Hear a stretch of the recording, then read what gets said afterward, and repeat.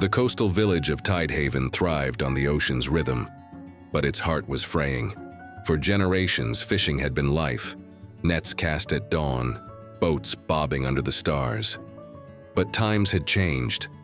Fish were scarcer, beaches littered with plastic, and whispers of blame split the town. Older fishermen grumbled about outsiders, new regulations, anything but their own habits. Younger ones pushed for change, but arguments flared, trust eroded, and the village felt like it was drifting apart. Among them was Lucas, a weathered fisherman in his 50s, who'd seen the sea's bounty fade. He'd grown up hauling catches with his father, believing the ocean was endless. Now his nets came up light, his son barely spoke to him, and the village's squabbles left him tired. Lucas didn't talk much anymore, not about hope, not about the future. He'd lost his wife to illness a decade ago, and with her went the spark that made him dream. The sea was all he had, and even that seemed to be slipping away. One gray morning, Lucas and his crew set out, their boat cutting through choppy waves. They weren't expecting much. Another lean day, another fight about quotas at the dock. Then a shout broke the silence. Something was caught in their net. Not fish, but something heavy. Struggling. Lucas leaned over expecting debris and saw her. A sea turtle, her shell cracked. A plastic ring tangled tight around her flipper, cutting deep. Her eyes, dark and steady, met his, not with fear, but with a quiet fight. To live. The crew cursed. Turtles meant trouble, delays, bad luck. They wanted to cut her loose, let the sea decide. Lucas hesitated. He'd seen turtles before, gliding free, but this one was trapped, hurt by the same junk choking their shores. He didn't know why it hit him. Maybe her gaze, maybe the weight of too many empty days, but he couldn't turn away. Against grumbles, he ordered the net brought aboard, careful not to harm her further. The turtle was big, older than most, her shell scarred but strong. Lucas worked the plastic off, his hands clumsy, her flipper bleeding but moving. The crew watched, skeptical, as he rigged a crate to keep her safe. They called her Marina, half joking, but the name stuck. Back at the dock, Lucas expected to hand her off, someone else's problem. But no one stepped up. The village was too busy arguing, about money, about blame, about who cared less. Lucas didn't know turtles, didn't know healing. He'd spent years casting nets, not saving what they caught. His son, now distant, would have cared, but Lucas had pushed him away, too stubborn to listen.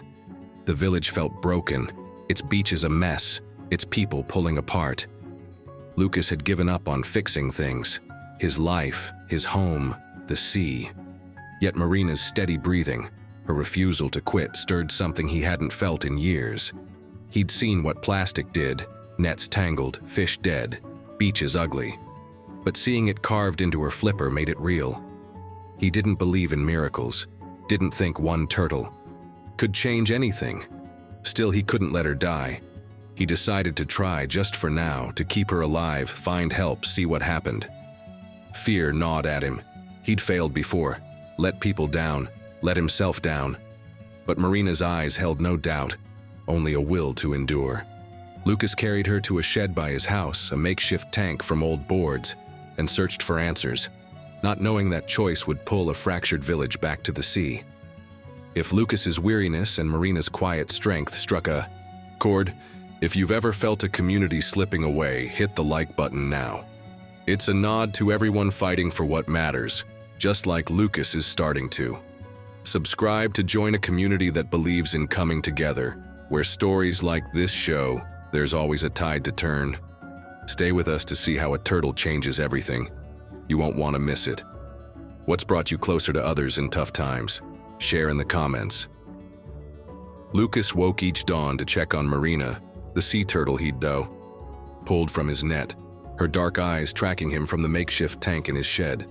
The village of Tidehaven remained tense, fishermen bickering over slim catches, beaches strewn with trash, trust fraying like an old rope. Lucas felt it too. His own world narrowed since his wife's death a decade ago. He'd grown gruff, distant. His son, Mateo, now a stranger who scoffed at fishing and spent his days with friends who wanted change. Lucas had stopped hoping for better. His nets were empty, his village divided, his heart heavy with things unsaid. But Marina needed him, and that stirred a purpose he'd forgotten. He'd rigged the tank with seawater, changed daily, and learned to clean her wounded flipper. The plastics cut deep, but not fatal. She was tough, this turtle, her shell scarred from years at sea, her movements slow but stubborn. Lucas would sit by her, talking low about the tides, about his wife's laugh, about how he'd lost his way. Marina's steady gaze held no blame, and for the first time in years he felt heard. He'd search online, call a marine rescue miles away, piecing together how to feed her, fish scraps, seaweed, whatever she'd take. She ate, cautious at first, then stronger, her flipper flexing more each day. Lucas noticed changes in himself, small but real. He'd nod to neighbors, not just scowl. He'd linger at the dock, listening to younger fishermen instead of snapping. Marina's fight, her will to heal, made him question his own surrender. He'd stopped, fighting for his village, for Matteo. Years ago, let bitterness win. Watching her push through pain, he wondered if he could try again. He started fixing the shed, patching leaks, making it a proper space for her. Matteo caught him at it one day, rolling his eyes, saying turtles didn't fix broken towns or stubborn dads. The words cut, but Lucas saw his son pause, eyeing Marina, curious despite himself. Lucas invited him to help, half expecting a no, but Matteo shrugged, grabbing a bucket.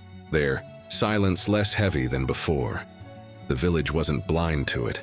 A neighbor, an old fisherman who'd called Marina bad luck, saw Lucas hauling water and muttered she'd never swim again, that he was wasting time. Doubt hit hard. Lucas wasn't a savior, wasn't young, wasn't sure he could do this right. He'd failed his wife, failed Matteo, failed the sea that raised him. What made him think he could save a turtle? But Marina would nudge the tank's edge, her flipper stronger, her eyes clear, like she didn't care about his past. Lucas kept going for her. He'd take her to the shore sometimes, letting her feel the shallows, her head lifting toward the horizon. She wasn't ready to swim far, but she moved, deliberate, like she remembered the deep. Lucas felt it too, a pull to the ocean, not just to take but to give back. He'd pick up trash on those walks, bottles and nets, without thinking, his hands full by the time he returned. Matteo noticed, joined once, quiet but there, their steps in sync. The village fights didn't stop. Older folks blamed new rules, younger ones pushed for bans on single-use plastics. But Lucas heard both now, not just the noise. Marina wasn't a fix, wasn't a miracle. His grief didn't lift, his son didn't hug him, the sea didn't fill his nets. But she was here, fighting, and so was he. He'd talk to her at night, her tank a soft glow, about how the village used to sing together, how he wanted that back. She'd float, listening, her strength a mirror. He'd been scarred too, but maybe he wasn't done. He didn't trust easy wins, didn't know if Marina would swim free or if Tidehaven would heal. But each day, he'd clean her tank, check her flipper, walk the shore, and feel the village watching, not with scorn, but with a flicker of something new.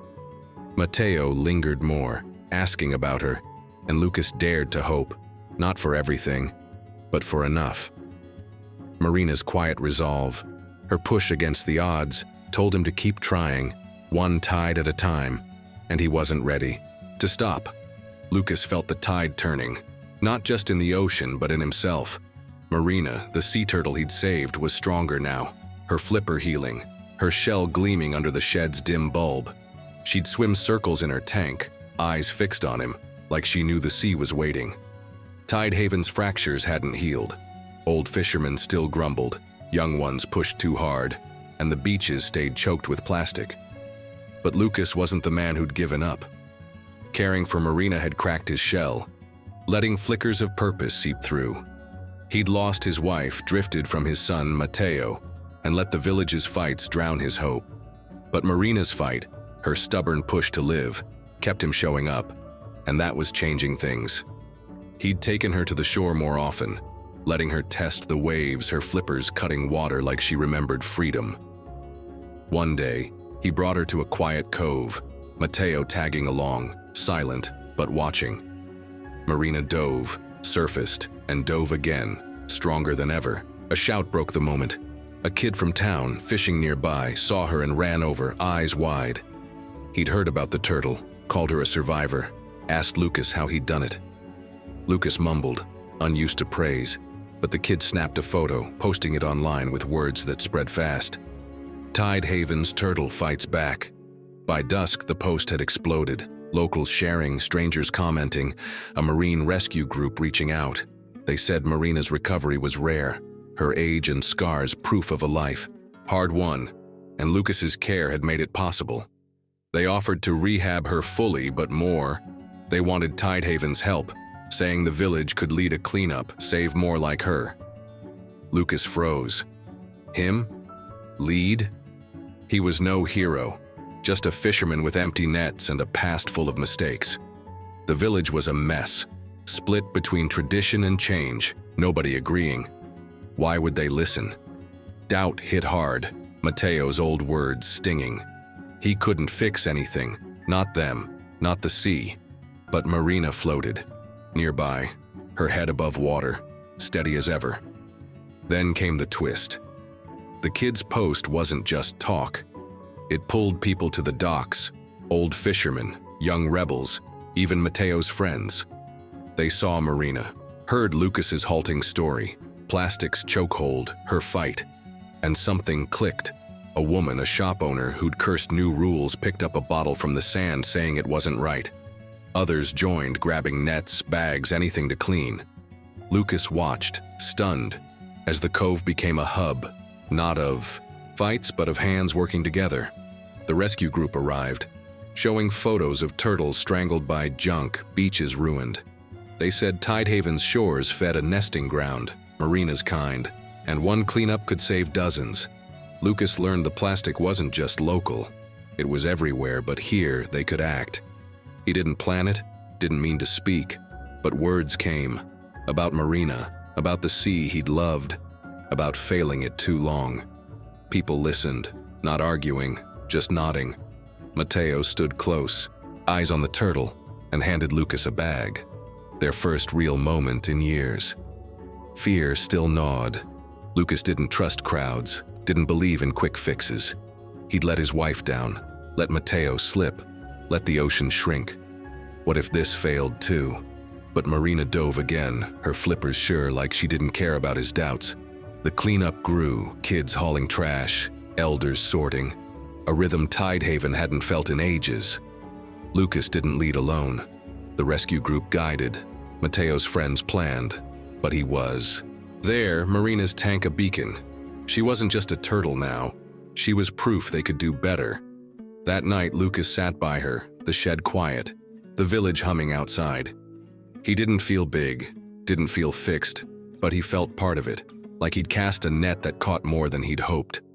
Marina's gaze held him, urging him forward, not to erase the past, but to build on it, with a village waking up and a sun stepping closer, one tide at a time. Lucas stood on Tidehaven's shore, the morning sun, glinting off waves cleaner than he'd seen in years. Marina, the sea turtle he'd saved, wasn't in the shed anymore, her tank empty, her presence etched in the village's pulse. The cleanup that started with her had grown, transforming beaches once choked with plastic into stretches of sand where kids played, not scavenged. The village wasn't the fractured place it had been. Old fishermen and young dreamers didn't just argue now. They listened, worked, shared the sea's weight. Lucas had changed too. His wife's loss still ached. His son Mateo wasn't fully back, but Marina's fight had pulled him from the shadows. He wasn't alone anymore, not with a village behind him and a purpose ahead.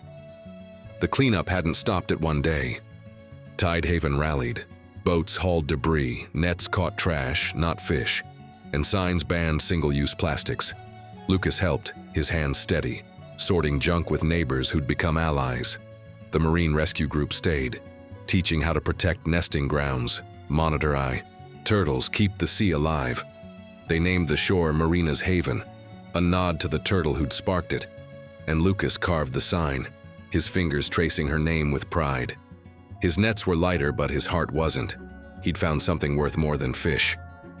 Mateo joined often, quieter than before, but there, hauling bags, joking with friends who now greeted Lucas by name. They'd talk sometimes, not deep, but enough. About Marina, about the sea, about what could be. Lucas saw his wife in Mateo's. Eyes felt her in the village's new rhythm, like she'd approve of this fight. The community grew tight. Markets sold turtle pins, kids drew Marina on school walls, and a festival bloomed. Bonfires, songs, stories of the sea. Lucas spoke once, voice rough, about pulling her from the net, about failing the ocean too long. People clapped, not for him, but for what they'd done together. The rescue group shared numbers, turtle nests up, trash down, a reef recovering. Tidehaven's story spread online, drawing volunteers, even tourists, who left cleaner shores behind. Lucas learned the ocean wasn't just his, it was theirs, fragile but fierce, like Marina. He'd walk the beach at dawn, picking up stray bottles, Mateo sometimes beside him, their steps a silent bridge. The pain hadn't left, grief, regret, years of drift. But it wasn't all he was. Marina had shown him he could mend, not perfectly, but enough. He'd started fishing again, smaller hauls, sustainable, taught by younger folks who'd once seemed foes. The village held meetings, not fights, planning more cleanups, a sanctuary for turtles. Lucas listened, spoke, felt needed. One evening, the rescue group took Marina to deep water. Lucas and Mateo there, the village watching from shore. She'd healed fully, her flippers strong, her shell a map of survival. Lucas knelt as she swam, no leash, no tank, just sea. Her eyes met his, one last time, then she dove, gone to the wild. He didn't cry, didn't need to. She'd given him this, a village alive, a sun closer, a sea breathing. Mateo touched his shoulder, a fleeting weight, and Lucas nodded, grateful. Back home, he hung a photo, a kid's drawing of Marina, gifted at the festival, next to his wife's smile. The shore stretched wide, cleaner, shared. Lucas wasn't young, wasn't whole, but he was here, part of something bigger. He'd failed before, let loss define him. But Marina's journey, her trust, had pulled him back. The village wasn't perfect. Trash drifted in, fights, flared. But it was fighting, together. Lucas walked the beach at dusk, Mateo's laugh echoing nearby, and felt the tides pull, not to take, but to give. He thanked Marina, a whisper to the waves, for showing him the sea wasn't endless, but it was worth saving, worth loving with every net he cast and every step he took.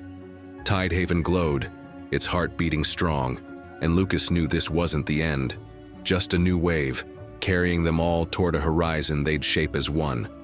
Lucas and Marina's story shows a single spark can unite a community. If their fight for a cleaner sea moved you, hit the like button. It's a salute to everyone rebuilding together, just like Tidehaven did. Subscribe to join a community that believes in shared purpose, where stories like this inspire change. Share this video with someone who loves our oceans. Let's keep this wave going. What's a cause that's brought you closer to others? Share in the comments.